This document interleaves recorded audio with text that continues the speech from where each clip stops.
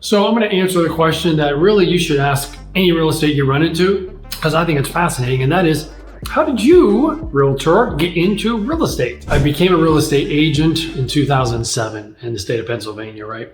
The way I got into real estate is I was flipping houses. Now, nowadays it's super common. Everybody flips houses. Everybody's a builder. Everybody's a developer, etc.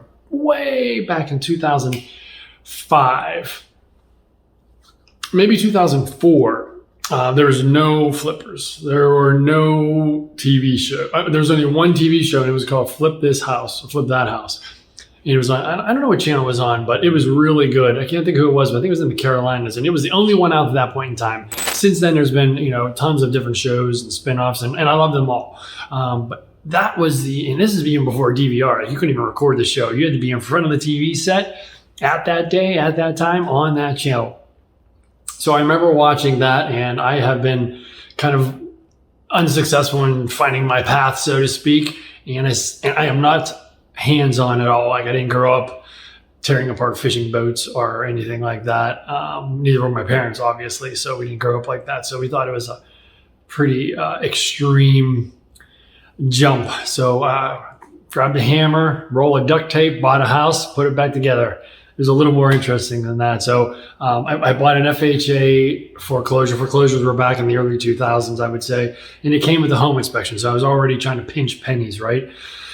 It came with the home inspection, so I already knew. I figured I could save $300 on the inspection. I already knew what the problems were. I ended up buying it for $40,000. I personally put $20,000 in myself, so I was in it for $60,000. At this point in time, I was not an agent, and then I sold it for $80,000. So I made $20,000. That was back in the early 2000s, and I was like, "Oh my God, that's as much as I made in my previous job in a whole year." So this is what I want to do, right? And it grew over time. I did maybe one or two houses a year. The first one I didn't live in, but moving forward, I pretty much lived in them because I needed a place to live anywhere. I knew it was going to take me a year, trying to beat the capital gains tax of 2 years. So I would buy them, get them sort of habitable. So I wouldn't get them so they were like a point where they had carpet and everything else ready to go. I got them so they just had heat and electricity, and then I would move in. And I lived very simplistically back then. Coffee pot, a loaf of bread, jar of peanut butter, and a jar of jelly, and my dad would come over and we would put the house back together. Primarily did all cosmetic stuff. I mean, even to the very end, I only flipped 5 to 7 houses in a 2 or 3 year span, and we only did cosmetics. So we did some light plumbing and some electric. I would go to the Home Depot. They would have classes on how to tile and all this. And again, this is back before stuff was on the internet, early 2000s. I had to buy a book that showed you how to ceramic tile. Bought tools, saved myself a ton of money there because tiling's really easy. You'd really be surprised how easy everything is if you have the proper tools and the proper education. So really putting a kitchen in was no big deal. Installing cabinets, that's not hard. Installing flooring, that's not hard. We let the plumbers and electricians do the heavy stuff.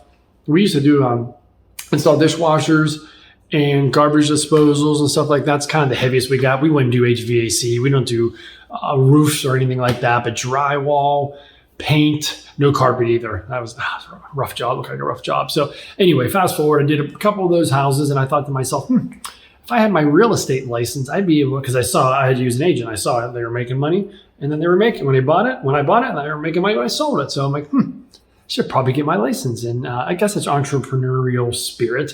And then I'd be able to save myself a bunch of money. Got my license. The market was going completely in the crapper in 2007. But, when you're a new agent, you don't know any different anyway. The market's in the crapper for you anyway. I mean, it's not great. You don't get your license and there's just tons of deals. So to me, I didn't notice any difference. So the first 4 years, I don't think I sold any houses, maybe 1 or 2. And they were my own flips. And I may have sold 1 or 2 on top of that. But eventually, things started turning around. I guess maybe the market started turning around. Zillow came out and we started getting leads that way. You could buy leads back then, and you would get, it would be a bonanza. Like, you'd have great leads, but now it's so watered down, it's ridiculous. So I ended up getting my license. The market started getting better. I started making some buyer transactions. I had a mentor, Mark Hanlovich. I would work his open houses and leads he didn't want. I would go flyer the neighborhood. It was crazy what I used to do back then. I think about it. come a long way. But and then I started getting some sales. And once you start getting some sales, you got to keep it going. You got to keep that grind going. And then before I know it, I had a bunch of buyers. And then buyers a couple of years later were turning a bunch of sellers. And then you have some dual agency. And then the business just grew. And then it started taking off for me as a real estate agent because I really embraced Zillow reviews. Then video started coming on. And much later, social media. I mean, social media is probably the biggest avenue now, but back then it didn't even exist. I mean, Facebook may have just been out, and it wasn't really a big platform. People were just starting to get accounts, so we don't even consider that anything. And then I realized, hey, you know what? I'm too busy as a realtor to buy a house and take a year to finish it. So I eventually got the couple $100,000 worth of tools, stuck them in my parents' garage, and some of them still sit there today. But I made the decision to become a professional career realtor. I got coaching from the Tom Ferry organization. Katie Lance is my social media coach. I go to conferences, conventions, webinars, all that stuff to further myself and provide a better service for my clients. And that's how I got into real estate flipping, and that's kind of the long story. So if you are a realtor, please comment below on how you got into real estate. And if you're not and you're thinking about getting good, I'd love to hear how you got into real estate. And again, if you run into a realtor, you're having a general conversation, and you have a realtor, ask them how they got in. I mean, I think it's a fascinating question, and it's always an awesome answer. A lot of teachers, retired teachers and stuff like that, because teachers are off in the summer. So I think they tended to gravitate towards real estate as well. So I'm Brian Teyssier. This is Road to Close Quick Hacks. I hope you enjoyed it.